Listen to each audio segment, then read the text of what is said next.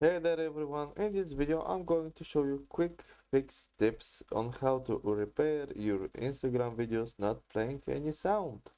A quick and easy method of course is when you go into Instagram and you want to put on a video to play or a reel for that matter is to make sure that the little icon for mute isn't on because it's quite easy to actually mute Instagram videos and not be aware of it and thinking that something's wrong.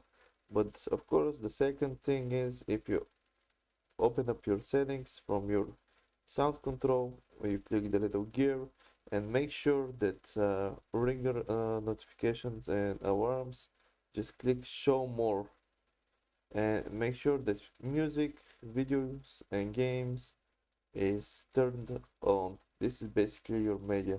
So make sure it's not muted like this. Make sure it's set to the default volume that you want.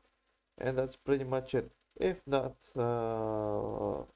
anything works from this, then just go to your settings, go to your app settings, go to Instagram, and just force stop the app, and this will pretty much restart it.